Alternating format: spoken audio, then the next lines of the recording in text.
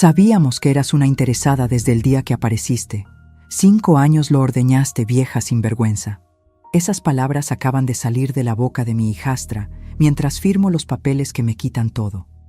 La casa donde cuidé a su padre moribundo durante 1826 días. El auto que usé para llevarlo a 63 sesiones de quimioterapia. Las cuentas bancarias que llenamos vendiendo empanadas los domingos. Todo perdido. Pero ellas cometieron un error. Y muy pronto van a descubrir cuál.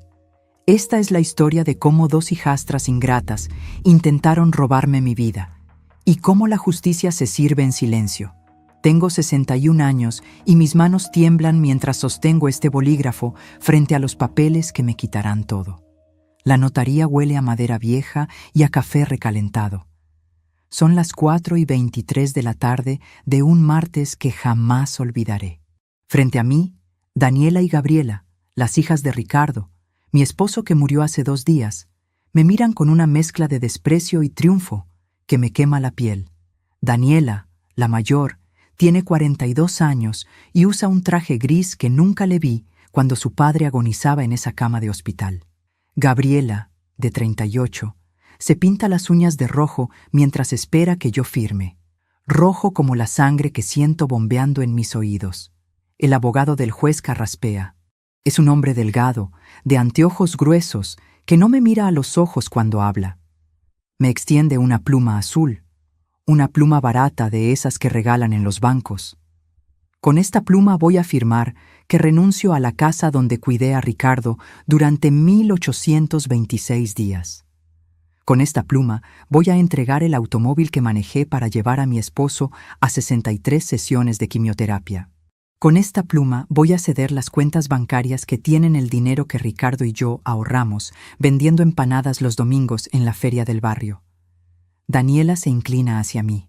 Huele a perfume caro, de esos que cuestan más que mi renta mensual. Me susurra al oído con voz de hielo. Espero que hayas disfrutado estos 5 años de vida cómoda, porque se acabó. Ahora vas a volver al hueco del que saliste. Siento que algo se rompe dentro de mi pecho. No es el corazón, es algo más profundo. Es la última hebra de dignidad que me quedaba. Mis dedos aprietan la pluma hasta que los nudillos se ponen blancos. El abogado me señala la línea punteada. Línea 1. Renuncia a derechos sobre el inmueble ubicado en calle Los Jazmines, número 247. Línea 2. Renuncia a derechos sobre el vehículo Toyota Corolla, placas HBK 473.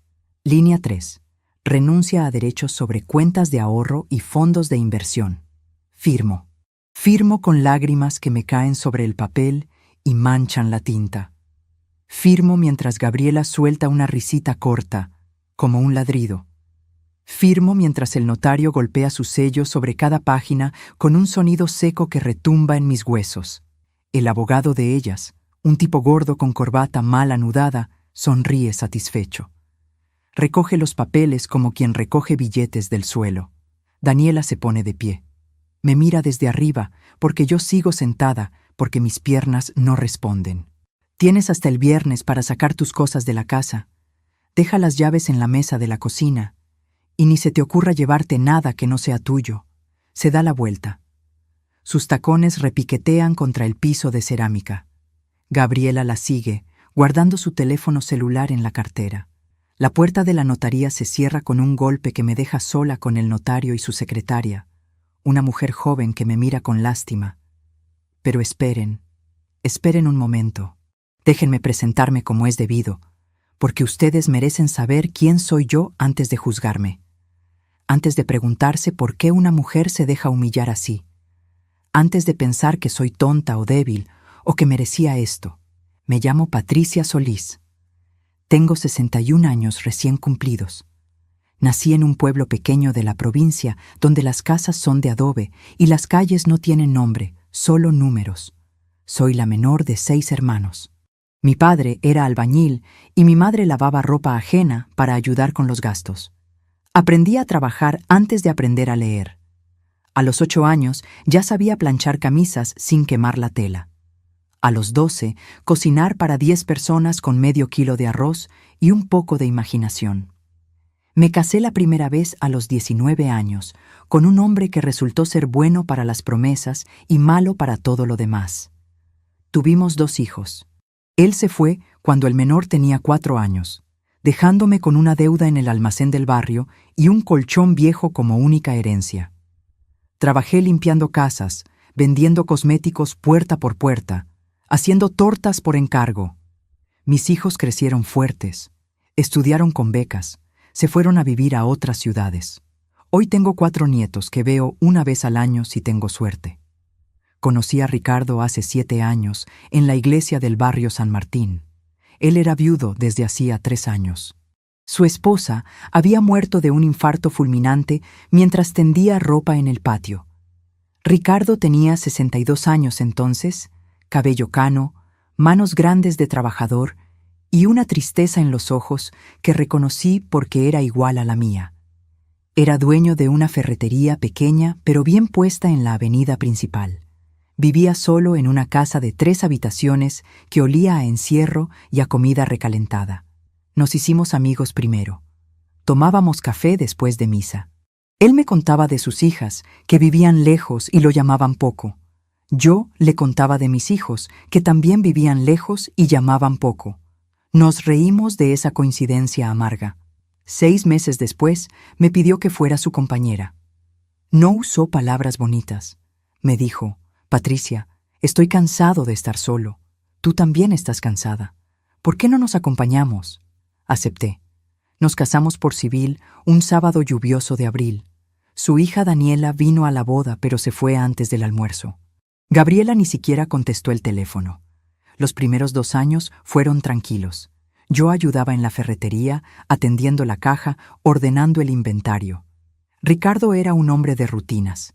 Desayunaba avena con manzana. Leía el periódico completo, hasta los anuncios clasificados. Veíamos las noticias de la noche juntos. No era un matrimonio de película, pero era honesto. Nos cuidábamos. Él pagaba las cuentas grandes y yo las chicas. Juntábamos el dinero que sobraba en una lata de galletas escondida detrás de las ollas. Entonces llegó el diagnóstico: cáncer de páncreas. Etapa 3. El doctor era un hombre joven, demasiado joven para dar noticias tan terribles. Nos lo dijo en un consultorio con las paredes color verde menta, un color que ahora odio con toda mi alma. Ricardo apretó mi mano tan fuerte que me dejó marca. El médico habló de quimioterapia, de pronósticos, de calidad de vida. Habló durante 15 minutos, pero yo solo escuché 3 palabras: 2 años máximo. Llamé a Daniela esa misma noche. Le temblaba la voz cuando contestó. Le expliqué todo. Hubo un silencio largo del otro lado de la línea. Luego me dijo: Bueno, Patricia, gracias por avisar. Yo hablo con Gabriela y vemos qué podemos hacer. Colgó. No volvió a llamar en 2 semanas. Cuando finalmente apareció en casa, no abrazó a su padre. Se sentó en la sala, revisó unos papeles viejos, preguntó por el testamento. Ricardo le dijo que no había hecho ninguno nuevo después de casarse conmigo. Daniela apretó los labios. Se fue 1 hora después. Los siguientes 5 años se convirtieron en un borrón de hospitales, medicinas, noches sin dormir. Ricardo empeoró rápido. La quimioterapia lo dejaba tan débil que no podía caminar solo al baño. Perdió 22 kilos. Su piel se puso del color de la cera vieja. Dejó de reconocerme algunos días. Me llamaba por el nombre de su primera esposa. Yo no lo corregía. Limpiaba sus vómitos. Le cambiaba los pañales cuando ya no controlaba sus esfínteres. Le daba de comer con cuchara, limpiándole la boca después de cada bocado. Vendí mi única joya, un anillo de oro que me había regalado mi madre antes de morir, para pagar un tratamiento experimental que el seguro no cubría. Ricardo lo supo y lloró. Me dijo: Perdóname, Patricia. Perdóname por hacerte pasar por esto. Le sequé las lágrimas y le dije que no tenía nada que perdonar. Mentí. No porque estuviera enojada con él, sino porque dentro de mí crecía un resentimiento amargo hacia sus hijas, que llamaban una vez al mes para preguntar cómo estaba, pero que nunca, nunca aparecían para ayudar. La ferretería tuvimos que cerrarla. Yo no podía atenderla sola y cuidar a Ricardo. La vendimos por menos de lo que valía a un comerciante chino que regateó hasta el último peso. Con ese dinero pagamos deudas médicas y compramos más tiempo, tiempo que se escurría como agua entre los dedos. Ricardo murió un domingo de madrugada. Eran las 5:47 de la mañana. Yo estaba acostada junto a él, sosteniéndole la mano. Sentí cuando dejó de respirar. No fue dramático como en las películas. Solo un suspiro largo y luego nada. Silencio. Un silencio tan pesado que me aplastó contra el colchón. Llamé a Daniela a las 6 de la mañana. Contestó con voz de sueño. Le dije, «Tu padre falleció». Hubo un gemido del otro lado. Luego un llanto que sonaba real. Dijo que venía enseguida. Llegó 5 horas después con Gabriela, las dos vestidas de negro, como si hubieran tenido los vestidos preparados en el closet esperando este día. El funeral fue sencillo. Pocas personas, los vecinos del barrio, algunos clientes viejos de la ferretería, el padre Julio de la iglesia. Daniela y Gabriela se sentaron en la primera fila, llorando de manera ostentosa. Yo me senté atrás, seca de lágrimas porque ya las había gastado todas durante 5 años de agonía lenta. Después del entierro, volvimos a la casa. Daniela y Gabriela se instalaron en la sala como dueñas. Empezaron a revisar cajones, a abrir armarios, a hacer inventario. Les pregunté qué hacían. Daniela me miró como si yo fuera una intrusa. Estamos viendo lo que dejó nuestro padre. Es nuestro derecho. Esa noche, mientras yo trataba de dormir en la cama donde Ricardo había muerto, las escuché hablando en la cocina. Sus voces atravesaban las paredes delgadas. Es obvio que se casó con él por la casa y el dinero. 5 años aguantó para quedarse con todo. No vamos a dejar que esta mujer se quede con lo que es nuestro. Cada palabra era una puñalada. A la mañana siguiente, Daniela tocó la puerta de mi habitación a las 7. Entró sin esperar respuesta. Me dijo que habían hablado con un abogado, que iban a reclamar la herencia completa porque yo no tenía derecho a nada, que su padre había construido ese patrimonio con su primera esposa, la madre de ellas, y que yo solo era una oportunista que apareció al final. Les dije que su padre y yo habíamos trabajado juntos, que yo había vendido mis cosas para pagar sus medicinas, que había limpiado su cuerpo enfermo cuando nadie más lo hacía. Gabriela se rió. Una risa seca, cruel. ¿Y qué querías? ¿Una medalla? Eso hacen las esposas. Pero eso no te da derecho a robarnos. Mi abogado, el señor Méndez, un hombre mayor que me cobraba poco porque éramos del mismo barrio, me imploró que peleara. Patricia, usted tiene derechos como cónyuge. Podemos ganar esto. Me mostró papeles, artículos de ley, precedentes.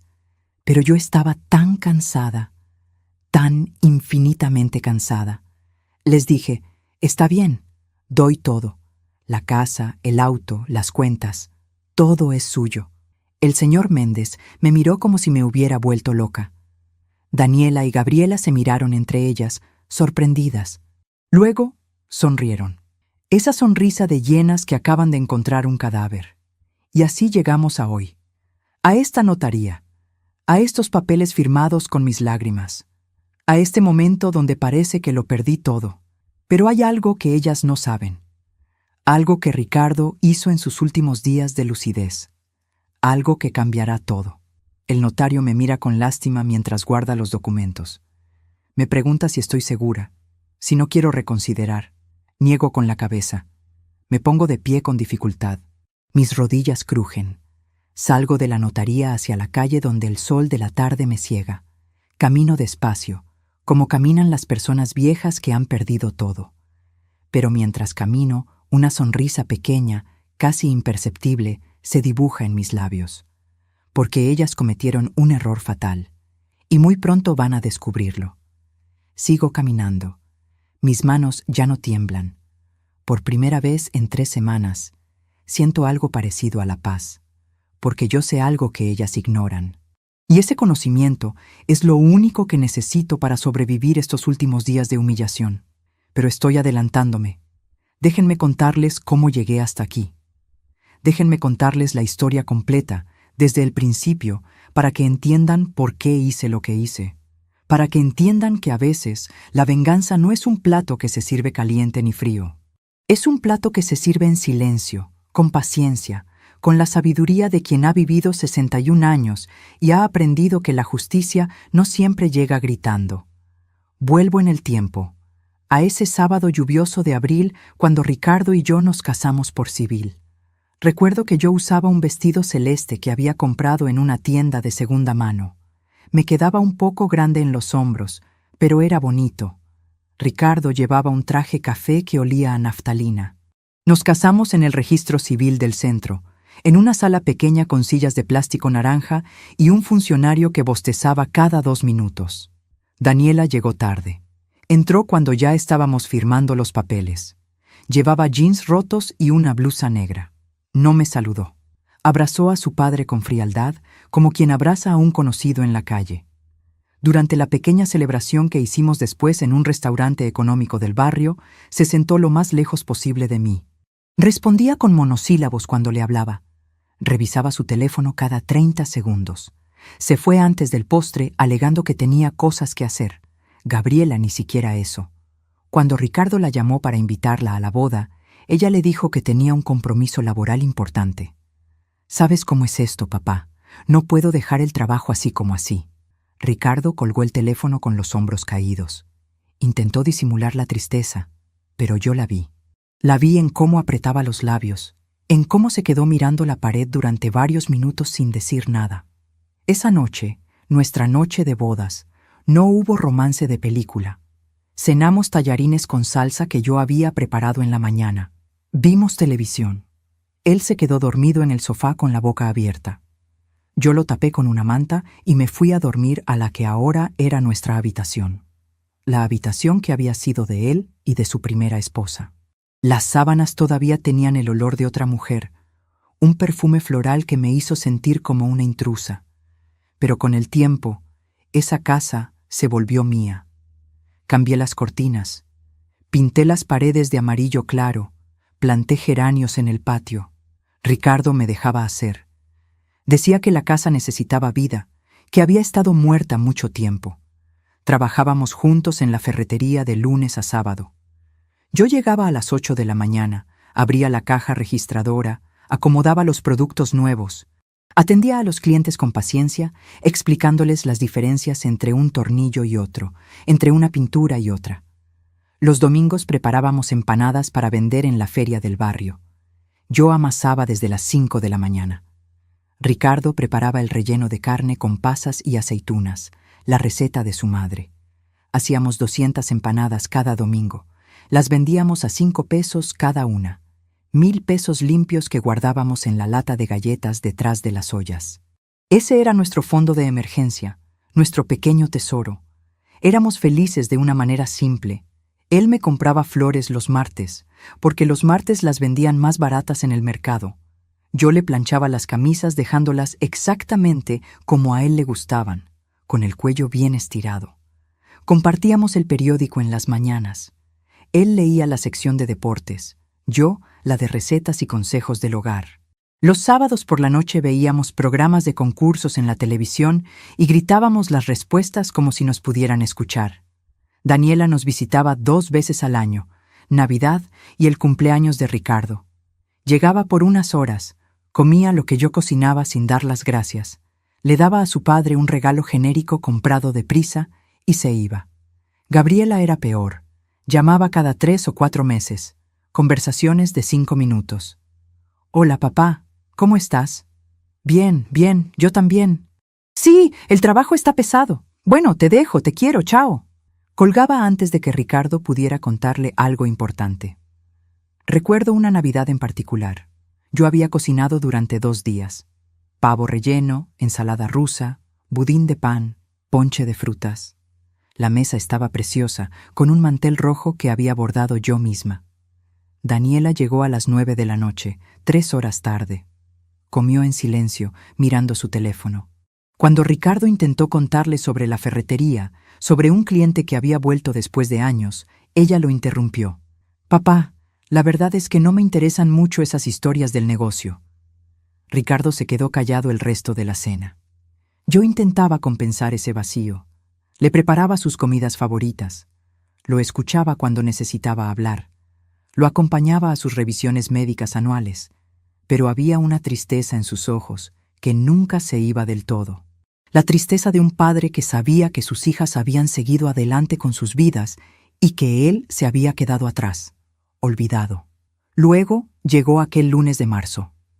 Ricardo había estado sintiéndose mal durante semanas. Dolor en el abdomen, cansancio extremo, pérdida de apetito. Lo obligué a ir al médico. El doctor Salazar, nuestro médico de familia, lo examinó y frunció el ceño. Ordenó análisis, ecografías, una tomografía. Cada examen era más caro que el anterior. Usamos los ahorros de la lata de galletas. El día que nos dieron el diagnóstico, llovía. Recuerdo las gotas golpeando contra la ventana del consultorio. El doctor nos hizo sentar. Juntó las manos sobre el escritorio y habló con voz suave. Señor Torres, tengo malas noticias. Es cáncer de páncreas. Está avanzado. Etapa 3, casi 4. Las palabras cayeron sobre nosotros como piedras. Ricardo apretó mi mano con tanta fuerza que mis dedos se pusieron morados. El médico siguió hablando. Opciones de tratamiento: quimioterapia, radioterapia, posibilidad de cirugía si el tumor respondía, efectos secundarios, costos, porcentajes de supervivencia. Yo anotaba todo en un cuaderno con mano temblorosa, pero las letras salían torcidas, ilegibles.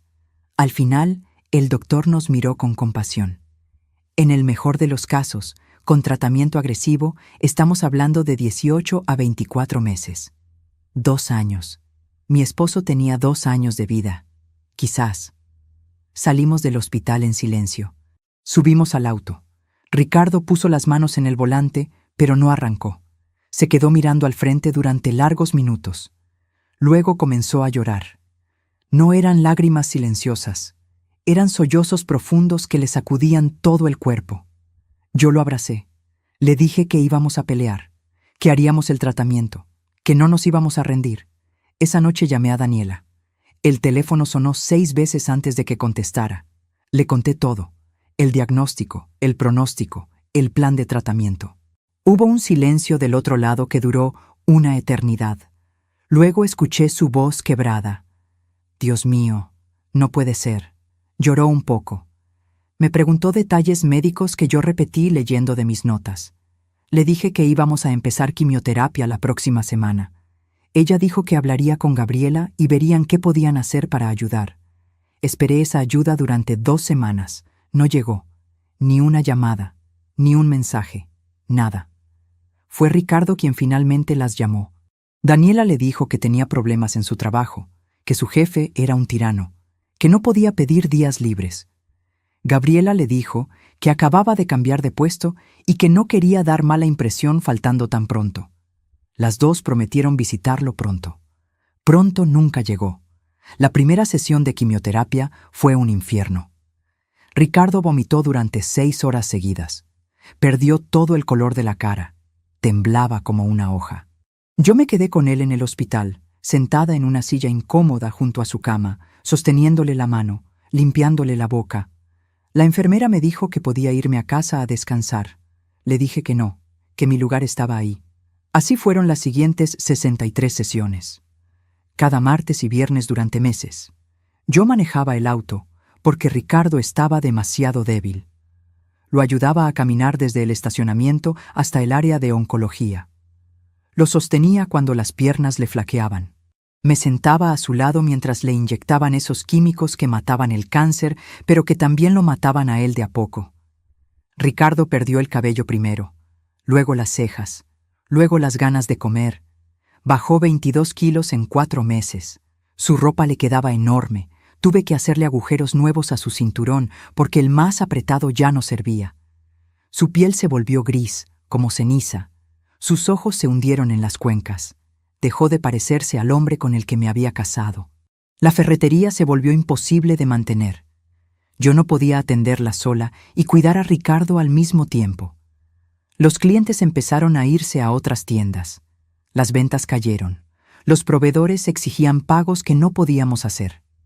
Una mañana de junio, Ricardo me dijo con lágrimas en los ojos: «Patricia, tenemos que vender el negocio, no hay otra opción». Apareció un comerciante chino que tenía otras tiendas en la zona. Ofreció 80,000 pesos por todo: el inventario, el fondo de comercio, el nombre, el local. La ferretería valía al menos 130,000. Ricardo lo sabía, yo lo sabía. Pero no teníamos tiempo ni fuerza para negociar. Aceptamos, firmamos los papeles. Vi cómo ese hombre se llevaba el trabajo de toda una vida de Ricardo por menos de lo que valía. Vi cómo mi esposo lloraba en silencio mientras el comerciante cerraba la puerta de la ferretería por última vez. Con ese dinero pagamos deudas médicas que se habían acumulado. Compramos medicinas que el seguro no cubría. Pagamos consultas con especialistas que cobraban fortunas por dar malas noticias con palabras bonitas. El dinero se evaporaba como agua en el desierto. Daniela apareció 6 meses después del diagnóstico. Llegó un sábado por la tarde sin avisar. Tocó el timbre. Cuando abrí la puerta, me miró de arriba abajo con desaprobación. Llevaba ropa de marca, cartera cara, zapatos que brillaban. Entró a la casa como una inspectora. Fue directo a la habitación donde Ricardo pasaba la mayor parte del día acostado. La escuché hablar con su padre. No sobre cómo se sentía, no sobre los tratamientos, no sobre el dolor. Hablaron de papeles, de testamentos, de bienes. Daniela quería saber qué había hecho Ricardo con su patrimonio después de casarse conmigo. Ricardo le explicó con voz débil que no había hecho ningún testamento nuevo, que las leyes del matrimonio aplicaban normalmente, que yo era su esposa legítima. Daniela salió de esa habitación con la mandíbula apretada. Me miró con ojos fríos. «Necesito hablar con mi padre a solas. Espero que entiendas». Me echó de mi propia casa como si yo fuera una empleada. Me fui a caminar por el barrio durante 1 hora. Cuando volví, Daniela se había ido. Ricardo estaba pálido, más pálido que de costumbre. No quiso decirme de qué habían hablado, pero esa noche lo escuché llorando en la cama. Lloraba como lloran los hombres mayores, tratando de no hacer ruido, con la cara hundida en la almohada. Me acerqué a él. Le pregunté qué pasaba. Tardó varios minutos en poder hablar. Finalmente me dijo: «Patricia, mis hijas creen que te casaste conmigo por interés. Creen que solo querías mi dinero y mi casa». Sentí como si me hubieran abofeteado. Le pregunté si él también lo creía. Me miró con ojos llorosos y negó con la cabeza. «Yo sé quién eres tú. Sé que eres lo único bueno que me ha pasado en años, pero ellas no te conocen y no quieren conocerte». Esa noche dormimos abrazados. Él temblaba, yo también. Los meses siguientes fueron una agonía lenta. El cáncer no respondía al tratamiento. Los médicos probaron diferentes combinaciones de medicamentos. Nada funcionaba. El tumor crecía, se extendía. Ricardo comenzó a tener dolores terribles que lo hacían gritar en medio de la noche. Le daban morfina. La morfina lo dejaba confundido. Empezó a no reconocerme. Me llamaba Elena, el nombre de su primera esposa. Me preguntaba dónde estaban las niñas, refiriéndose a sus hijas cuando eran pequeñas. Yo seguía cuidándolo. Le cambiaba la ropa cuando sudaba por las fiebres. Le limpiaba cuando no llegaba al baño a tiempo. Le daba de comer con paciencia de hormiga cuando ya no podía sostener la cuchara. Le ponía música suave cuando el dolor era demasiado. Le leía el periódico aunque ya no entendía las palabras. Le hablaba de nuestros domingos vendiendo empanadas, de los clientes de la ferretería, de los geranios del patio. Un día, en uno de sus momentos de lucidez, Ricardo me agarró la mano con fuerza. Me miró directo a los ojos. «Patricia, necesito que hagas algo por mí. Es importante». Le dije que lo que fuera. Sacó de debajo de su almohada un sobre manila. «Guarda esto. Cuando yo muera, entrégaselo al juez Romero. Solo a él. Nadie más puede verlo. ¿Me prometes?». Se lo prometí. Guardé ese sobre en el fondo de mi ropero, entre suéteres viejos donde nadie lo buscaría. Las llamadas de Daniela y Gabriela se hicieron cada vez más espaciadas. Una vez al mes, cada 2 meses, siempre preguntaban lo mismo: ¿cómo estaba su padre?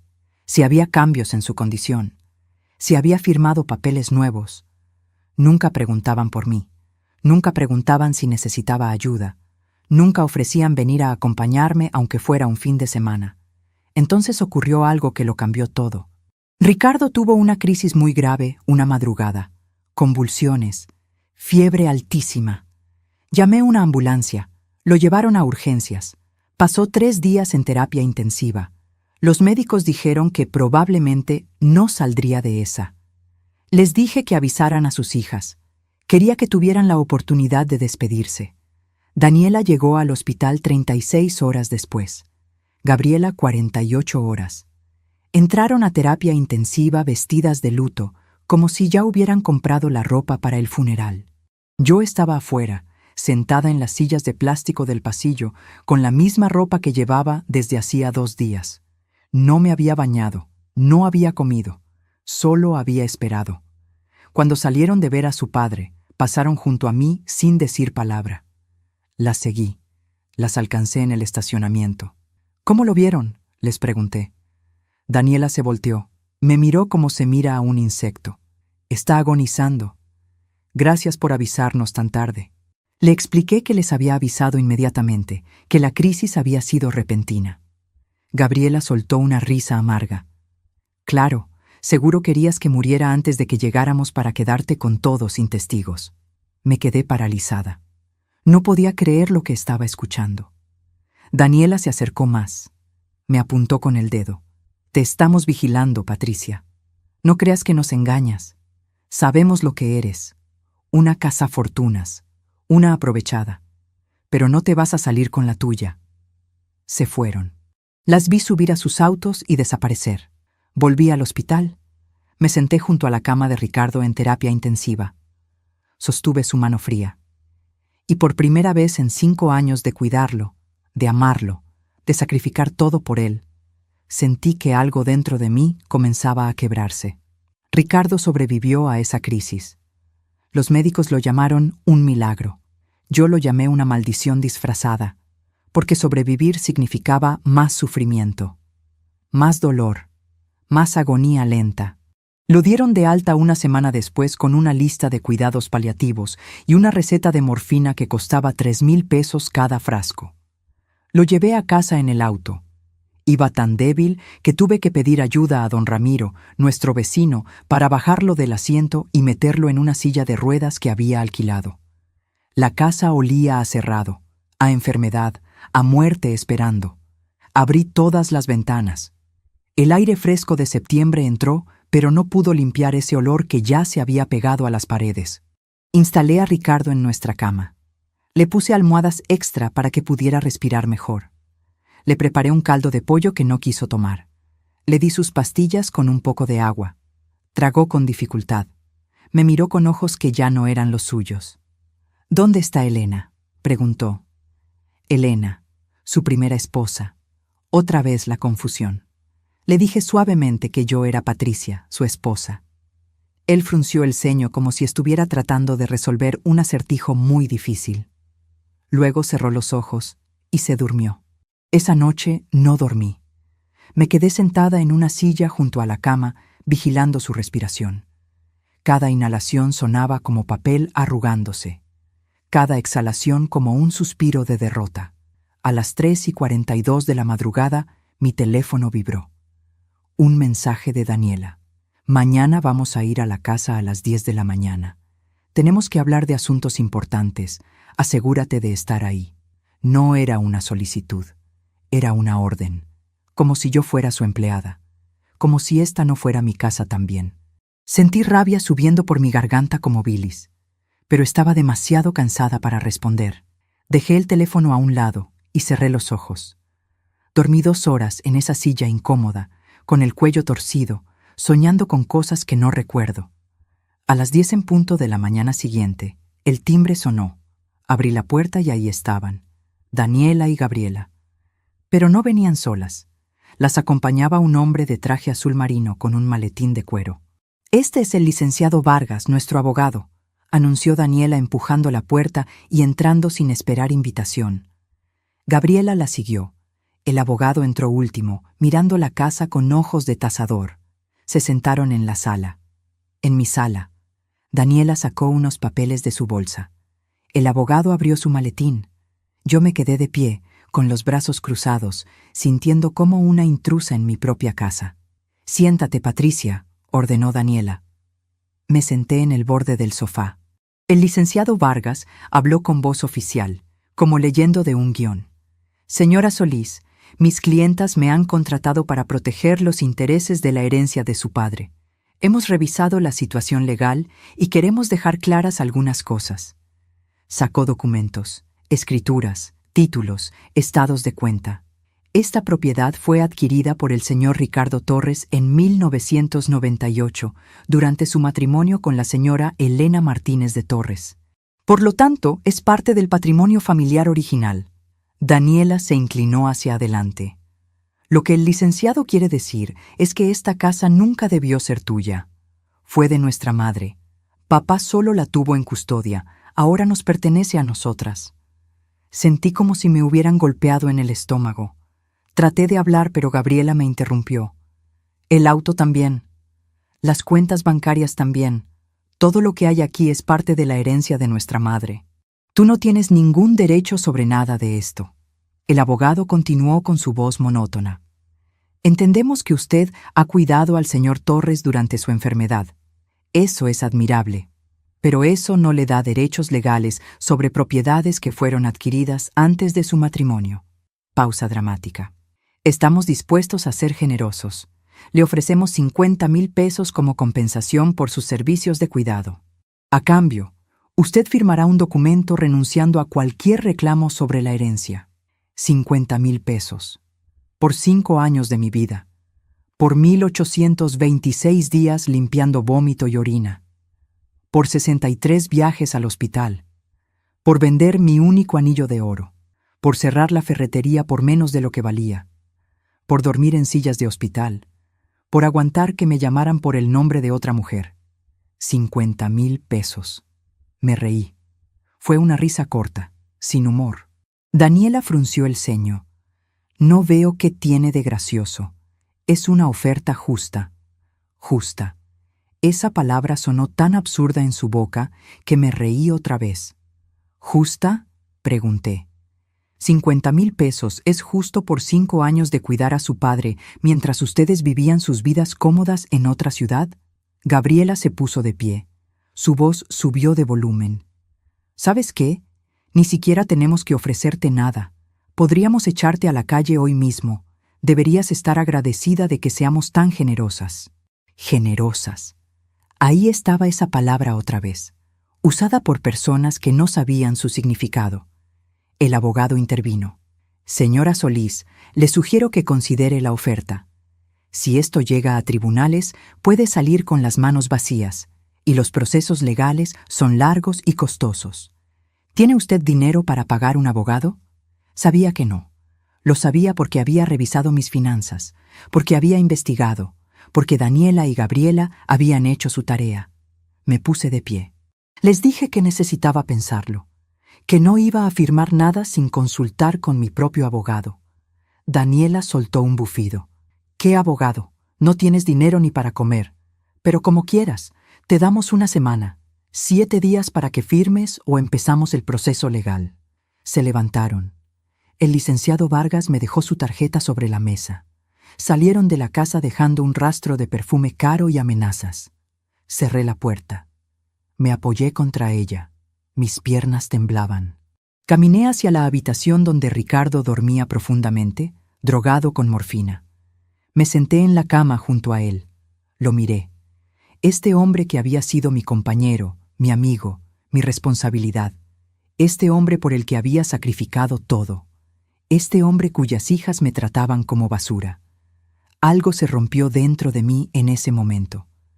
No fue un quiebre dramático. Fue silencioso. Como cuando una rama seca finalmente se parte después de soportar demasiado peso. Sentí claramente cómo esa última hebra de paciencia, de resignación, de aguante, se cortaba limpiamente. Basta. La palabra apareció en mi mente con una claridad cristalina. Basta. Hasta aquí. No más. Ya no iba a permitir que me pisotearan. Ya no iba a agachar la cabeza.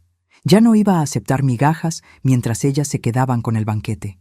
Pero no iba a gritar. No iba a hacer escándalos. No iba a pelear con sus armas. Iba a pelear con las mías. Con silencio. Con paciencia. Con inteligencia. Las iba a dejar creer que habían ganado. Y luego les iba a mostrar que nunca tuvieron oportunidad. Me acordé del sobre Manila que Ricardo me había dado. El sobre que estaba guardado entre mis suéteres. Me levanté y fui al ropero. Lo saqué. Lo sostuve en mis manos. Era pesado. Había algo adentro además de papeles. Estuve tentada a abrirlo, pero le había prometido a Ricardo que solo el juez Romero lo vería. Y yo cumplo mis promesas. Llamé al señor Méndez, mi abogado. Le conté todo. La visita de las hijas, el abogado, la oferta insultante, las amenazas. Él escuchó en silencio. Cuando terminé de hablar, suspiró profundamente. Patricia, esto es complicado. Ellas tienen razón en parte. La casa fue adquirida durante el primer matrimonio de Ricardo. En la ley, eso complica las cosas. Pero usted es la viuda. Tiene derechos. Podemos pelear. Le pregunté cuánto costaría pelear. Hubo una pausa larga. Para un caso así, con lo que se puede extender, estamos hablando de mínimo 120,000 pesos en honorarios legales. Y eso sin garantía de ganar. 120,000 pesos que no tenía. Que nunca tendría. Le hablé del sobre, del juez Romero, de la promesa que le había hecho a Ricardo. El señor Méndez se quedó callado varios segundos. Luego dijo algo que me sorprendió. Patricia, creo que su esposo sabía exactamente lo que iba a pasar. Creo que se preparó para esto. ¿Usted confía en él? Le dije que sí, que confiaba. Entonces haga lo que él le pidió. Y mientras tanto, haga algo más. Haga exactamente lo que sus hijastras esperan que haga. No entendí. Me explicó. Déjelas creer que ganaron. Llore, suplique, firme todo lo que le pongan enfrente. Sea la viuda pobre y derrotada que ellas creen que es. Porque cuando llegue la audiencia final, cuando ese sobre se abra, ellas van a estar tan confiadas que no verán venir lo que sea que Ricardo dejó preparado. Era un plan arriesgado. Significaba humillarme aún más. Significaba actuar. Pero tenía sentido. Las conocía lo suficiente para saber que su arrogancia era su punto débil. Si me veían derrotada, bajarían la guardia. Esa noche, Ricardo tuvo un momento de lucidez. Abrió los ojos y me reconoció. «Patricia», dijo con voz ronca. Me acerqué. Me tomó la mano con dedos que parecían ramas secas. «¿Guardaste el sobre?» Le dije que sí. «Bien, muy bien. No dejes que mis hijas te pisoteen. Eres más fuerte de lo que crees. Y lo que hay en ese sobre lo arregla todo. Confía en mí». Le pregunté qué había adentro. Sonrió débilmente. «Justicia. Hay justicia adentro». No dijo más. Se volvió a dormir. Fueron las últimas palabras coherentes que me dirigió. Los siguientes días fueron una preparación silenciosa. Saqué copias de todos los documentos importantes. Recibos médicos, comprobantes de las medicinas que había comprado, registros de las 63 sesiones de quimioterapia, el contrato de venta de la ferretería, los estados de cuenta bancarios. Todo lo guardé en una carpeta que escondí en casa de doña Mercedes, mi vecina de confianza. Fui a ver al juez Romero a su despacho. Era un hombre de unos 65 años, con bigote gris y ojos cansados pero amables. Le expliqué que era la viuda de Ricardo Torres. Le mostré el sobre. Sus ojos se iluminaron con reconocimiento. «Ah, sí. Don Ricardo vino a verme hace 3 meses. Me pidió que guardara esto. Me dijo que solo debía abrirse en la audiencia de partición de bienes, en presencia de todos los herederos». Asentí. Me dijo que la audiencia estaba programada para dentro de 2 semanas, un jueves a las 10 de la mañana. 2 semanas, 14 días, 336 horas. Podía aguantar eso, podía actuar durante eso, podía ser la viuda sumisa y derrotada durante eso. Volví a casa. Llamé a Daniela. Le dije con voz quebrada, casi llorando, que aceptaba su oferta, que no tenía fuerzas para pelear, que solo quería paz. Hubo un silencio triunfal del otro lado. Luego su voz, dulce como veneno. Hiciste lo correcto, Patricia. Esto es lo mejor para todos. Acordamos que firmaría los papeles en la notaría el martes de la próxima semana. Pero yo sabía que Ricardo no tenía más tiempo. Su respiración se había vuelto irregular, sus latidos débiles. El médico me había dicho que era cuestión de días. Tendría que firmar esos papeles mientras él todavía estuviera vivo, fingiendo mi derrota ante sus hijas. Ricardo murió el domingo de madrugada, tal como lo conté antes. Eran las 5:47. Yo estaba junto a él. Lo último que hice fue susurrarle al oído: voy a cumplir mi promesa, y voy a hacer que se arrepientan. No sé si me escuchó, pero necesitaba decirlo. El funeral fue 2 días después. Las lágrimas falsas de sus hijas. Al día siguiente, el martes, fui a la notaría tal como había prometido. Los papeles firmados. Todo fue teatro. Yo actuando como la viuda derrotada, mientras ellas sonreían victoriosas, sin saber lo que les esperaba en la audiencia del jueves. Yo era la actriz principal en una obra donde el final ya estaba escrito, pero nadie más lo sabía. Ahora, mientras camino por la calle después de salir de esa notaría donde firmé mi aparente derrota, siento algo que no había sentido en años. Poder. No el poder que viene del dinero o de las propiedades. El poder que viene de saber, de tener información que otros no tienen, de sostener todas las cartas ganadoras mientras tus oponentes celebran con un par de doces. Llego a casa. La casa que ya no es mía según los papeles. Voy directo a mi habitación. Saco una maleta vieja del armario. Empiezo a empacar mi ropa. No mucha, solo lo necesario. Porque el viernes tengo que irme. Pero antes del viernes está el jueves. El jueves a las 10 de la mañana. La audiencia. El teléfono suena. Es doña Mercedes. Me pregunta cómo estoy. Le digo que estoy bien. Me dice que puedo quedarme en su casa el tiempo que necesite. Le agradezco. Cuelgo. Sigo empacando. Mis manos ya no tiemblan. Mis ojos están secos. Mi mente está clara. Por primera vez en mucho tiempo, sonrío. Sonrío pensando en las caras de Daniela y Gabriela cuando el juez Romero abra ese sobre Manila. Sonrío pensando en cómo van a cambiar sus expresiones de triunfo a confusión, de confusión a horror. Sonrío porque Ricardo, mi Ricardo, incluso en su agonía, pensó en protegerme. Y yo voy a honrar eso dejando que su plan se desarrolle exactamente como él lo diseñó. Termino de empacar. Cierro la maleta. La dejo junto a la puerta. Miro la casa por última vez como si fuera mía. Los geranios del patio, las paredes amarillas que pinté, la cocina donde hice miles de empanadas, la cama donde cuidé a un hombre hasta su último respiro. Me siento en el sofá de la sala, cierro los ojos y espero. Espero que llegue el jueves. Espero que llegue la justicia.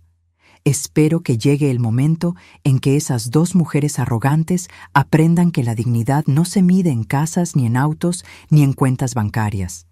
Se mide en silencios estratégicos y en promesas cumplidas. Los 3 días que faltaban para la audiencia se arrastraron como años. El martes por la mañana, Daniela tocó el timbre a las 8, demasiado temprano para una visita de cortesía. Abrí la puerta con el cabello despeinado, en bata, con ojeras marcadas. No tuve que fingir, así me veía realmente. Venimos por las llaves, anunció sin saludar. Gabriela estaba detrás de ella, con lentes de sol enormes, aunque el cielo estaba nublado. Ya firmaste la renuncia. Ahora queremos asegurarnos de que no te lleves nada que no sea tuyo. Entraron empujándome suavemente a un lado. Llevaban bolsas grandes de tela, de esas que se usan para mudanzas. Daniela fue directo al dormitorio principal. Abrió el armario de Ricardo. Empezó a revisar su ropa. «Esto lo vamos a donar», dijo sacando camisas y pantalones. Gabriela entró a la cocina. La escuché abriendo cajones, moviendo ollas. «¿Dónde está la vajilla de porcelana de mamá?», gritó desde allá. Me quedé en la sala, de pie, con los brazos colgando a los costados, inútil, derrotada. Eso era lo que necesitaban ver. Daniela salió del dormitorio con una caja de zapatos vieja. La abrió. Adentro había fotografías. Fotos de Ricardo joven con su primera esposa. Fotos de Daniela y Gabriela de niñas. Una foto de bodas en blanco y negro, amarillenta por el tiempo. «Esto es nuestro», dijo Daniela guardando la caja en una de sus bolsas. Luego me miró. ¿Dónde guardaba papá sus documentos importantes? Escrituras, títulos, ese tipo de cosas. Le dije que en el estudio, en un archivador gris. Fue hacia allá. La seguí como un perro asustado. Abrió el archivador. Sacó carpetas. Las revisó una por una. Escritura de la casa, título del auto, estados de cuenta bancarios, pólizas de seguro. Todo lo metió en sus bolsas. «Vamos a llevarnos esto para ponerlo a nuestro nombre», explicó como si me estuviera haciendo un favor al informarme. Gabriela apareció con la vajilla de porcelana envuelta en papel periódico. 12 platos, 12 tazas, 12 platitos. Yo había usado esa vajilla solo 2 veces en 7 años. En Navidad, cuando ellas venían, la había lavado a mano con cuidado, sabiendo que era importante para Ricardo porque había pertenecido a su madre. «¿Y el anillo de bodas de papá?», preguntó Gabriela de repente. El anillo. Ricardo lo había dejado de usar cuando sus dedos se hincharon por la enfermedad. Estaba guardado en una cajita de terciopelo azul en el cajón de la mesita de noche. Fui a buscarlo. Se lo di a Daniela. Ella lo examinó contra la luz. Oro de 14 quilates. «Esto vale algo». Se lo metió en el bolsillo de su pantalón. Pasaron 2 horas revisando la casa, revisando mi vida, marcando lo que era de ellas y lo que podía quedarme yo. Al final me dejaron mi ropa, mis zapatos viejos, 3 ollas abolladas, 2 sábanas gastadas y una almohada. Todo lo demás lo marcaron como suyo. Antes de irse, Daniela se plantó frente a mí. Me miró de arriba abajo con desprecio. «El jueves hay una audiencia administrativa en el juzgado, solo para formalizar la partición de bienes. Tienes que estar ahí a las 10 de la mañana. Es un trámite rápido. Firmas unos papeles más y ya está. Puedes empezar tu nueva vida». Nueva vida. Como si a los 61 años, sin dinero, sin casa, sin nada, pudiera empezar algo nuevo. Asentí con la cabeza. «Ahí estaré», dije con voz apagada. Daniela sonrió. Una sonrisa de victoria. Se fueron arrastrando sus bolsas llenas de mi vida, de los recuerdos de Ricardo, de todo lo que habíamos construido juntos. Cerré la puerta. Conté hasta 10. Luego fui al baño y me lavé la cara con agua fría. Me miré al espejo. La mujer que me devolvió la mirada no era la mujer derrotada que Daniela y Gabriela acababan de ver. Era una mujer con un plan. Una mujer con un secreto. Una mujer que sabía exactamente lo que iba a pasar en 2 días. El miércoles lo pasé en casa de doña Mercedes. Ella me preparó té de manzanilla y pan tostado con mantequilla. Me dejó usar su teléfono para llamar al señor Méndez. Le confirmé que estaría en la audiencia. Él me dijo que él también. Que no dijera nada, a menos que el juez me preguntara directamente.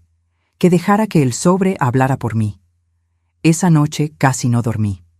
Me quedé despierta en el sofá cama de doña Mercedes, mirando el techo, repasando mentalmente lo que podría pasar, las diferentes posibilidades, los diferentes desenlaces, pero siempre volvía a las palabras de Ricardo. Hay justicia adentro. Confiaba en él. Tenía que confiar. El jueves amaneció con un cielo gris que amenazaba lluvia. Me vestí con mi ropa más formal, un vestido azul oscuro que había usado en el funeral. Zapatos negros de tacón bajo, un suéter beige porque hacía frío. Doña Mercedes me prestó un collar de perlas falsas. «Para que te veas digna», me dijo apretándome la mano. Llegué al juzgado a las 9:30. El edificio era viejo, de esos de los años 60, con pasillos largos que olían a humedad y a papeles viejos. Encontré la sala del juez Romero en el 2.º piso. La puerta estaba cerrada. Me senté en una banca de madera en el pasillo a esperar. A las 9:50 llegaron Daniela y Gabriela. Venían acompañadas del licenciado Vargas, su abogado, las tres vestidas como para una celebración. Daniela con un traje sastre color crema, Gabriela con un vestido rojo, el abogado con su mismo traje azul marino. Me vieron sentada en la banca y me ignoraron. Se quedaron de pie, hablando entre ellos en voz baja, riendo ocasionalmente. A las 10 en punto, la puerta se abrió. Una secretaria mayor, con anteojos colgando de una cadena en el cuello, nos llamó. Caso Torres Solís, partición de bienes. Pasen, por favor. Entramos a una sala pequeña con una mesa larga de madera oscura. El juez Romero estaba sentado en un extremo, con una pila de expedientes frente a él. Nos indicó dónde sentarnos.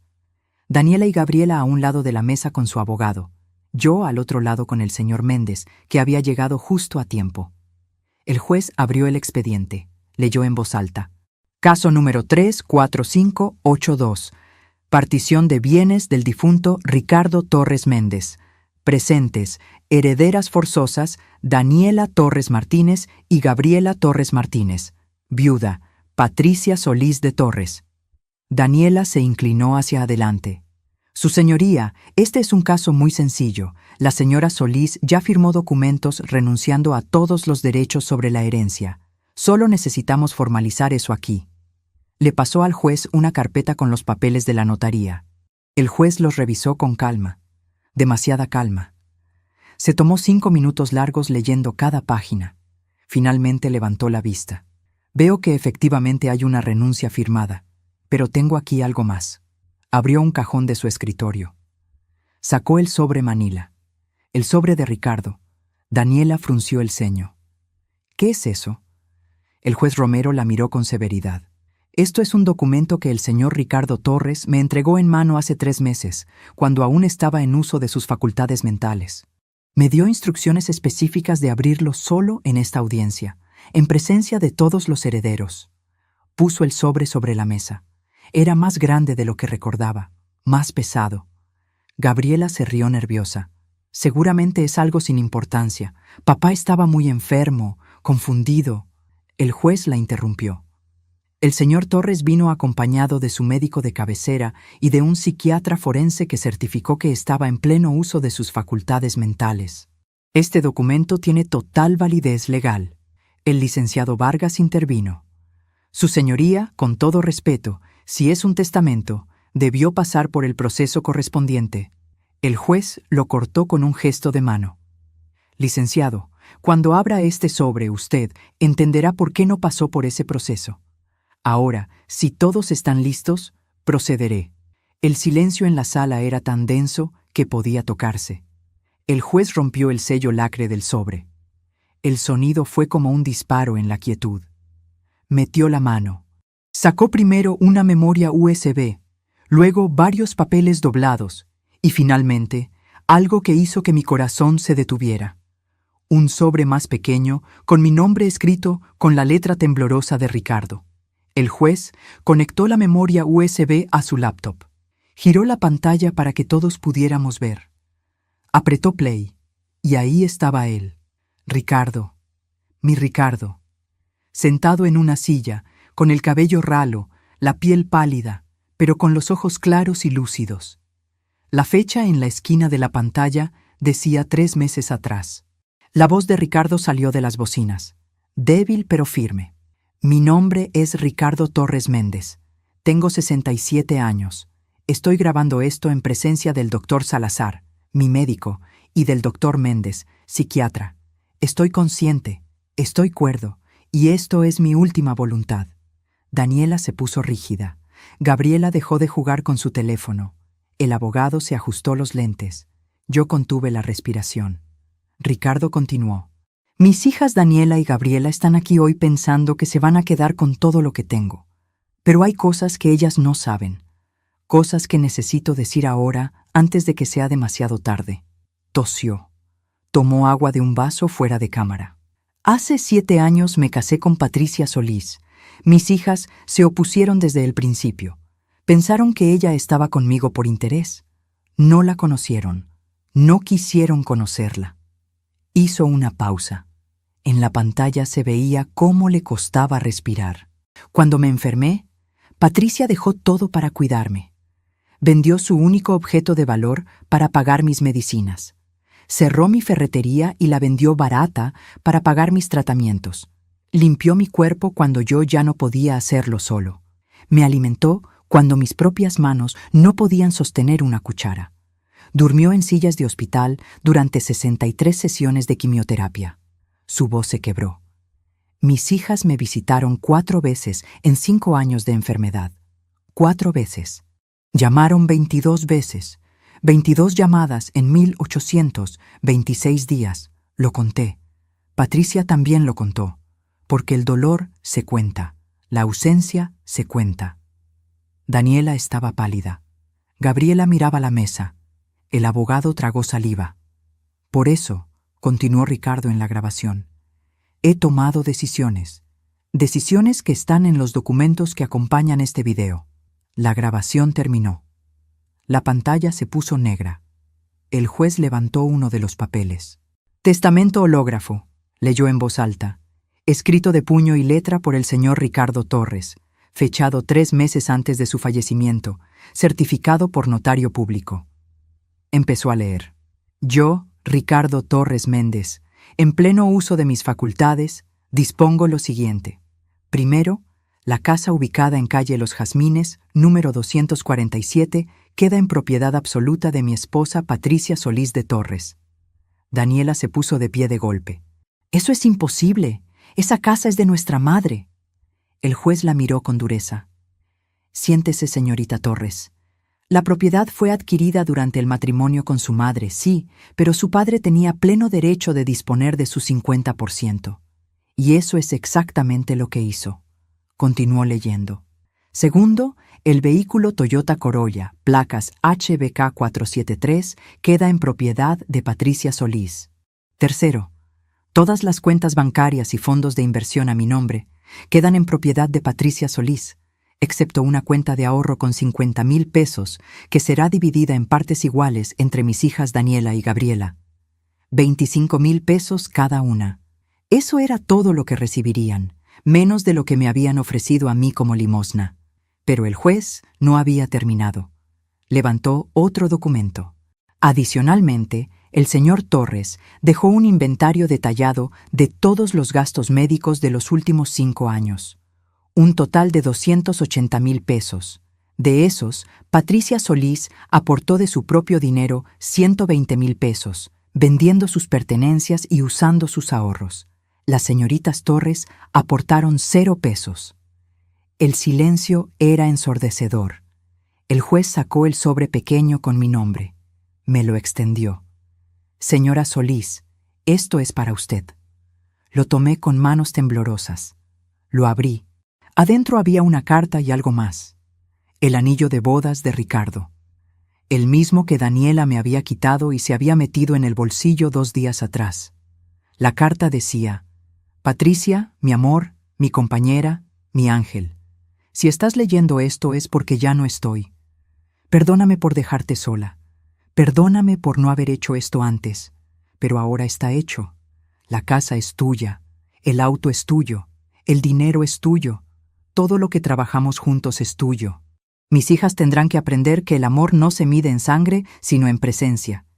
Y tú estuviste presente hasta el final. Te amo. Siempre. Ricardo». Las lágrimas cayeron sobre el papel borrando la tinta. Pero no me importó. Alcé la vista. Daniela estaba de pie, roja de furia. «Esto es una farsa.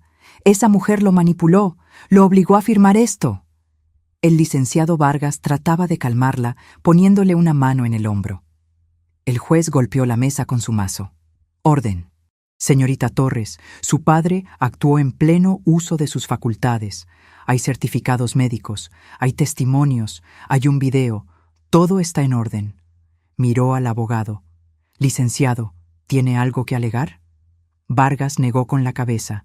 Sabía que no había nada que hacer. Daniela se volvió hacia mí. Me apuntó con el dedo como había hecho en el estacionamiento del hospital. «Tú planeaste esto. Tú lo envenenaste contra nosotras. Tú...».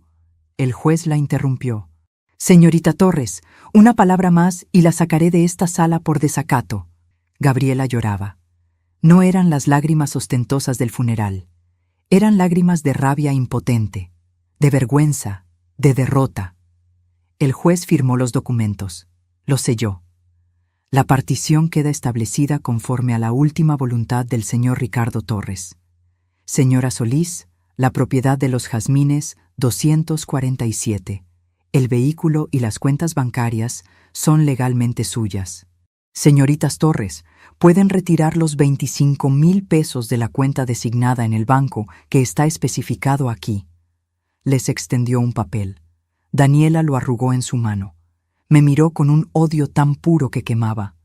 Esto no termina aquí, siseó. El señor Méndez se puso de pie. Señorita Torres, cualquier acción legal contra mi clienta será considerada acoso. Le sugiero que acepte la decisión del tribunal y siga adelante con su vida. Salieron de la sala como tornado. El licenciado Vargas primero, con su maletín. Daniela después, con tacones que martillaban el piso. Gabriela al final, todavía llorando. La puerta se cerró con un golpe que hizo vibrar las paredes. Me quedé sentada, sosteniendo la carta de Ricardo, con el anillo apretado en mi puño. El juez Romero me miró con ojos amables. Señora Solís, su esposo era un hombre sabio. La quería mucho. Asentí, incapaz de hablar. El señor Méndez me ayudó a ponerme de pie. Me acompañó fuera del juzgado. En la calle, la lluvia que había amenazado todo el día finalmente caía. Pero yo no sentía el agua, no sentía el frío, solo sentía un peso enorme saliendo de mis hombros. 5 años de peso, de humillación, de injusticia. Todo se iba con esa lluvia. Levanté el rostro hacia el cielo gris y sonreí. La primera noche que dormí en mi casa, en mi cama, sabiendo que era legalmente mía, no pude cerrar los ojos. No por miedo ni tristeza, por una sensación extraña que tardé horas en identificar. Era paz, paz pura. Acostada en esa cama donde había cuidado a Ricardo durante 1826 días, sentí por primera vez que podía respirar sin que el aire me doliera. El viernes por la mañana, el teléfono sonó a las 7. Era Daniela. Dejé que sonara 10 veces antes de contestar. ¿Qué quieres?, pregunté sin saludar. Su voz sonaba diferente, más pequeña. Patricia, necesito hablar contigo sobre las cosas que nos llevamos. Podemos devolverlas. ¿Las cosas que se robaron, querrás decir? Escuché su respiración agitada. No nos las robamos. Pensamos que teníamos derecho. La interrumpí. Daniela, escúchame bien. Quiero todo de vuelta. La vajilla de porcelana, las fotografías, los documentos, el anillo de bodas, todo. Tienes 48 horas. Algunas cosas ya las regalamos. Mi voz se endureció. Entonces tienes 48 horas para recuperarlas o te veo en tribunales por robo. El señor Méndez tiene una lista completa con testigos. Colgué sin esperar respuesta. Me sentí poderosa. No era un poder cruel. Era el poder de quien finalmente puede poner límites, de quien puede decir no, de quien no tiene que agachar la cabeza nunca más. El sábado por la tarde, Daniela apareció en mi puerta. Cargaba 3 cajas de cartón. Las dejó en el pórtico sin entrar. Me miró con ojos enrojecidos. Aquí está todo. Bueno, casi todo. El anillo lo empeñé. Pero puedo recuperarlo si me das 2 semanas. Le dije que tenía 1 semana. Asintió y se fue. La vi alejarse con los hombros caídos. Parte de mí sintió lástima. Una parte muy pequeña. El resto recordaba sus palabras en la notaría. Vieja sinvergüenza, vas a volver al hueco del que saliste. No, ya no sentía lástima. Los vecinos se enteraron rápido. Doña Mercedes, por supuesto, fue la primera. En 3 días, todo el barrio conocía la historia. La viuda humilde que había cuidado a su esposo mientras las hijas lo abandonaban. El testamento secreto. La justicia final. Don Ramiro tocó mi puerta el domingo. Traía guiso de lentejas. Para que no tenga que cocinar, doña Patricia. La señora Campos me trajo pan casero. El señor Vega vino a ofrecerse para arreglar cualquier cosa en la casa. Sin cobro. Es lo mínimo que puedo hacer. Me di cuenta de algo hermoso. Durante 5 años yo había construido una red sin saberlo. Una red de personas que me habían visto llegar del mercado a las 5 de la mañana, que me habían visto empujar la silla de ruedas por las calles, que me habían visto llorando después de las sesiones de quimioterapia. Ellos me habían visto, y ahora me cuidaban. Una tarde me senté en el patio con una taza de café. Miré los geranios que había plantado años atrás. Estaban llenos de flores rojas. Pensé en Ricardo, en cómo me había protegido incluso después de muerto. Saqué el anillo que él me había dejado. Me lo puse. Me quedaba grande. Lo había usado él, no yo, pero lo usaría como recordatorio, como promesa de que nunca más dejaría que nadie me hiciera sentir menos de lo que valgo. El lunes fui al banco. La cuenta tenía 143,000 pesos, más dinero del que había tenido en toda mi vida. El gerente fue paciente. Me explicó sobre cuentas de ahorro, plazos fijos, cómo proteger ese dinero. Armamos un plan. 30,000 en cuenta corriente, 80,000 en plazo fijo y 33,000 en cuenta de ahorro con intereses mensuales. Salí del banco sintiéndome adulta por primera vez en décadas, con una tarjeta a mi nombre, con un plan, con futuro. Esa semana fui a revisión médica, algo que había postergado durante 5 años. El doctor Morales me examinó. Presión alta, colesterol alto, deficiencia de vitamina D, principios de osteoporosis. Nada grave, todo manejable. Me dio medicinas, una dieta, y me dijo que caminara 30 minutos diarios. Empecé a caminar cada mañana. Al principio me dolían las rodillas, me faltaba el aire, pero persistí. Al mes podía caminar sin dolor. Conocí a otras mujeres que también caminaban temprano. Marta, Rosa, Lucía. Nos hicimos amigas, caminábamos juntas, hablábamos de nuestras vidas, de nuestros dolores, de nuestros triunfos pequeños. Ellas me convencieron de unirme al grupo de tejido de la parroquia. Todos los miércoles, 12 mujeres nos reuníamos a tejer mantas para el hospital. Mis dedos estaban torpes al principio, pero la memoria muscular volvió, punto tras punto. Una tarde, el padre Julio se acercó. «Patricia, me alegro de que la justicia haya prevalecido». Se sentó junto a mí. «¿Cómo está tu corazón?». Pensé antes de responder. «Está sanando, padre. Lentamente, pero está sanando». Mientras tanto, las noticias sobre Daniela y Gabriela llegaban indirectamente. Doña Mercedes me contó que habían visto a Daniela llorando en el baño de su trabajo, que había pedido un préstamo y se lo negaron, que su esposo estaba furioso por haber perdido la herencia. Del señor Vega supe que Gabriela había ido a la ferretería preguntando si compraban herramientas usadas.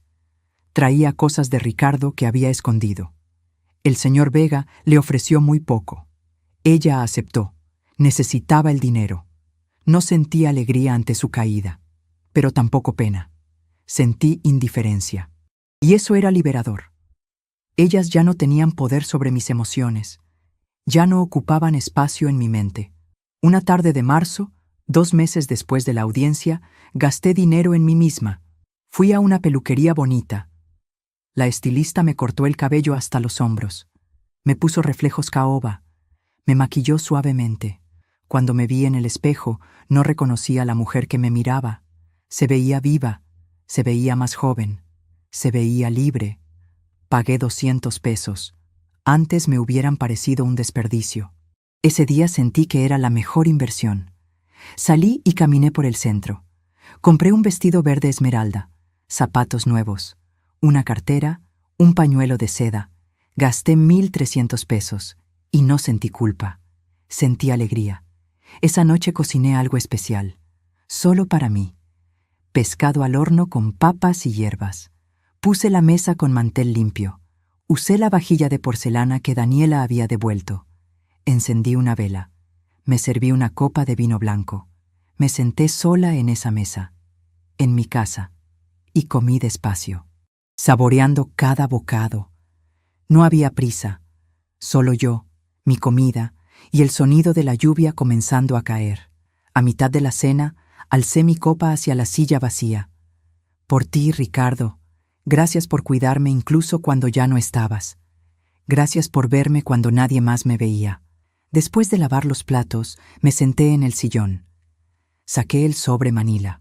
Adentro había documentos que no había revisado con calma. Había un registro detallado que Ricardo había mantenido. Fechas.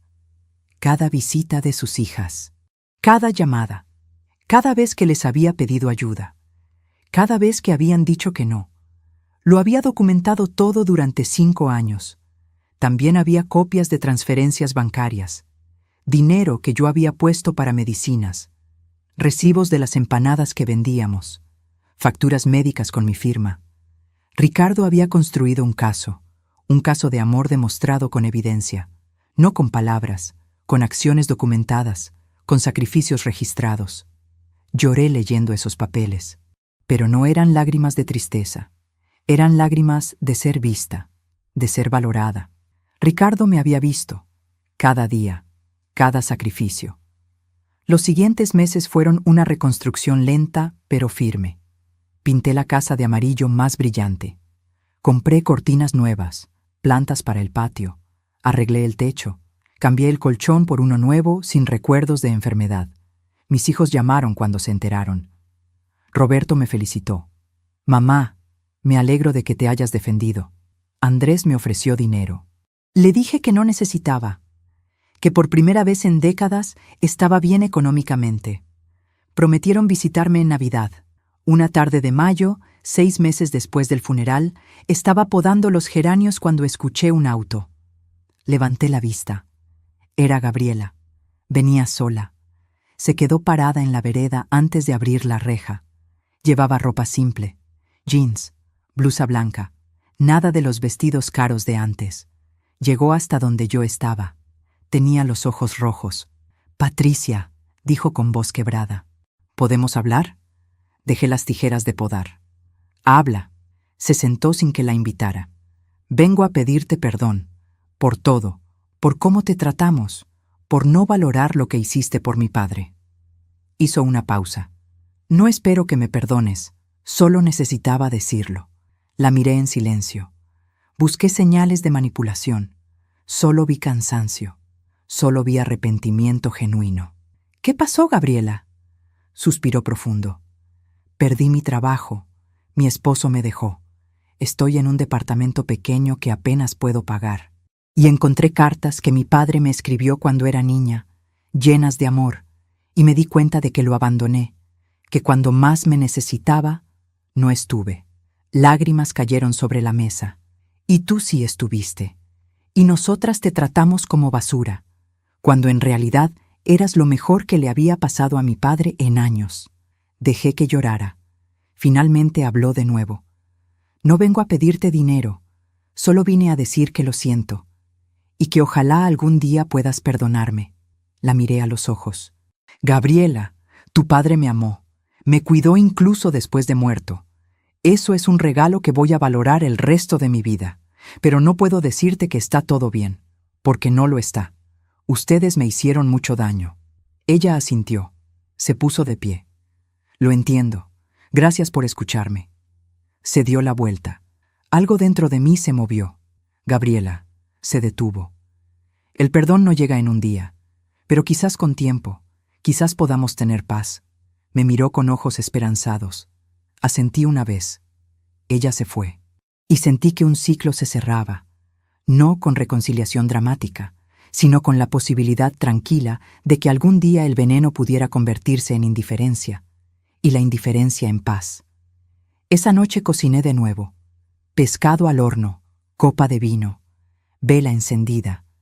Me senté a la mesa, sola pero no sola, acompañada por la memoria de un hombre que me amó bien, acompañada por la certeza de que había sobrevivido, de que había ganado, no con gritos ni venganzas, sino con dignidad silenciosa y justicia merecida.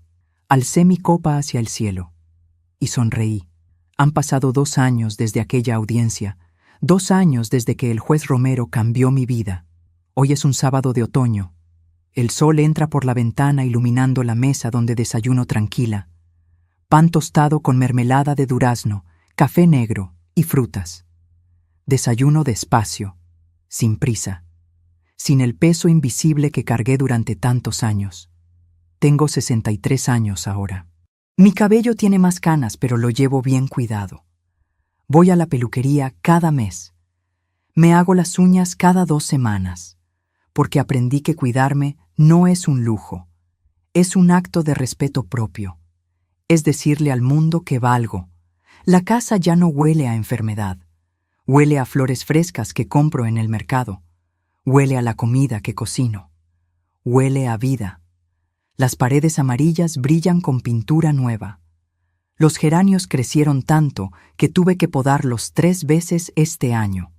Mis mañanas son mías. Camino con Marta, Rosa y Lucía a las 6. Ya no me duelen las rodillas. Ahora camino 8 cuadras, 5 vueltas a la plaza. Luego tomamos té en la casa de una de nosotras. Patricia, cada vez que vengo aquí, me sorprende lo diferente que se ve todo, me dijo Rosa. Se siente como si la casa hubiera despertado. Sonreí. Es que despertó. Durante años fue un hospital, ahora es un hogar. Los miércoles sigo yendo al grupo de tejido. Llevamos más de 80 mantas donadas. El mes pasado empezamos a tejer muñecos de lana para los niños del orfanato. El dinero que Ricardo me dejó lo administré bien. Los 80,000 pesos crecieron con los intereses. Ahora tengo 94,000 invertidos. Para emergencias, para nunca más depender de nadie. Con los 30,000 de la cuenta corriente hice reparaciones. Arreglé el techo, cambié tuberías, pinté, compré muebles nuevos, un sofá cómodo, una cama con colchón ortopédico, una mesa de madera maciza que durará otros 50 años. Los intereses mensuales junto con mi pensión me dan 2,000 pesos mensuales. No es mucho, pero es suficiente. Es mío y nadie puede quitármelo. Mis hijos vinieron en Navidad como prometieron. Roberto con su esposa y mis nietos. Andrés con su novia. Cocinamos, reímos, decoramos con luces. Fue la primera Navidad en años donde sentí felicidad real en mi pecho. Roberto me llevó aparte una noche. Mamá, te ves diferente, te ves fuerte. Le dije que me sentía fuerte, que había aprendido que decir no me hace mala persona. Me abrazó fuerte. Gabriela volvió a visitarme 3 veces en estos 2 años. La primera vez, 6 meses después de aquella conversación. Traía rosas amarillas. Nos sentamos en la sala. Hablamos de cosas superficiales al principio. Lentamente la conversación se volvió más profunda. Me contó que estaba en terapia, que había descubierto que sus decisiones venían del enojo mal procesado por la muerte de su madre. Cuando llegaste tú, me dijo, te vi como un reemplazo barato de mi mamá. No te di oportunidad. Y ahora sé que perdí años de conocer a una mujer buena por mi orgullo. Le dije que apreciaba su honestidad, que quizás, con tiempo, podríamos construir algo, no una relación de madre e hija, pero quizás una amistad frágil, un respeto mutuo. Su segunda visita fue en mi cumpleaños número 62. Llegó con un pastel de chocolate, mi favorito. Su tercera visita fue hace un mes con una caja de fotos de Ricardo. Pensé que quisieras tener algunas. Saqué una foto donde él estaba frente al mostrador de la ferretería, sonriendo ampliamente. Me quedo con esta. Elegí 3. Suficiente para recordar que él tuvo una vida antes de mí. Que esa vida fue importante, pero que yo también lo fui. Daniela no ha vuelto. Se mudó a otra ciudad. Todavía me culpa de todo.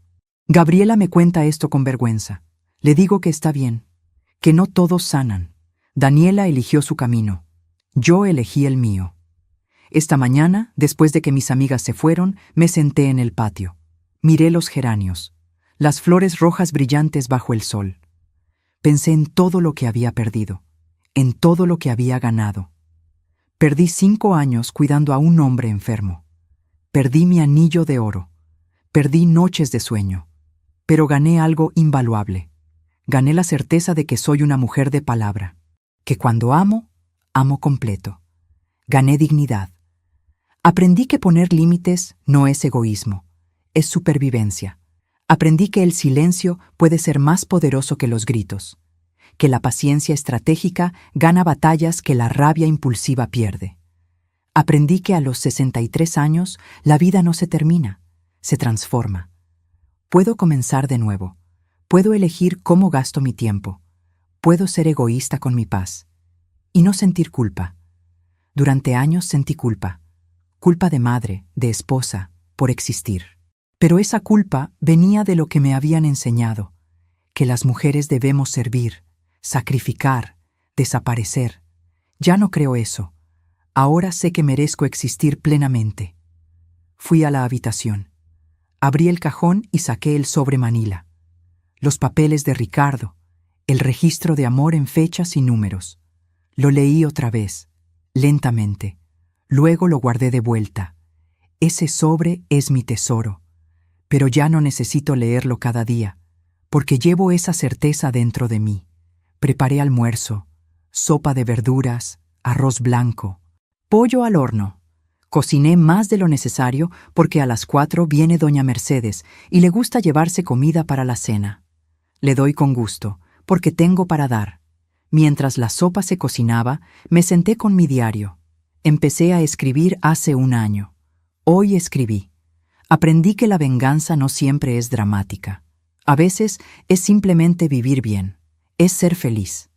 Daniela y Gabriela me quitaron muchas cosas, pero no me quitaron mi dignidad, mi capacidad de seguir adelante. Cerré el diario. Miré por la ventana. Una vecina pasaba con su nieta. El panadero pitaba su bocina. Un perro ladraba a lo lejos. Sonidos cotidianos, de vida normal, de vida hermosa. Y me di cuenta de algo profundo. Pasé tantos años esperando que la vida fuera extraordinaria. Pero la vida real es este sábado tranquilo. Es el café de la mañana. Es la caminata con amigas. Es poder pagar mis cuentas. Es dormir sin angustia. Eso es todo. Y es más que suficiente. Si estás escuchando esta historia y te sientes identificado, si alguna vez te sentiste pisoteado por tu familia, quiero que sepas algo. Vales. Tu dignidad no la define cuánto dinero tienes, la define cómo te tratas a ti mismo. Los límites que pones, el respeto que exiges. No es tarde para cambiar tu historia, no importa tu edad.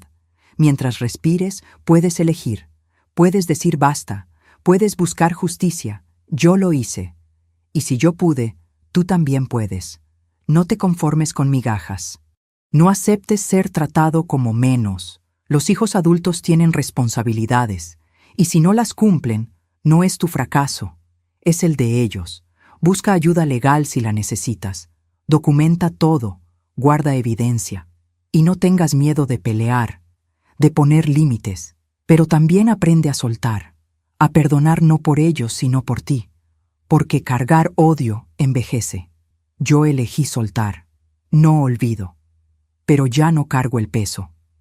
Si esta historia te tocó el corazón, compártela. Con esa amiga maltratada por sus hijos, con ese vecino que perdió su casa. Que sepan que no están solos, que hay justicia, que hay vida después del abuso. Y si tienes tu propia historia, cuéntala, porque nuestras historias tienen poder. Tienen el poder de sanar, de inspirar. Tu historia importa, tu voz importa. Hoy, 2 años después de aquella audiencia, me siento en mi patio con una taza de café. El sol calienta mi cara. Mi casa está en paz. Mi corazón está en paz. Y por primera vez en décadas, puedo decir con completa honestidad que soy feliz. No una felicidad de fuegos artificiales, una felicidad tranquila, profunda, real. La felicidad de quien sobrevivió la tormenta y ahora disfruta el sol. Esta es mi historia. La historia de Patricia Solís, 63 años, viuda, sobreviviente, mujer digna, mujer libre, mujer que aprendió que el amor propio no es vanidad, es justicia. Y la justicia, aunque a veces tarde, siempre llega a quien tiene paciencia para esperarla y coraje para reclamarla.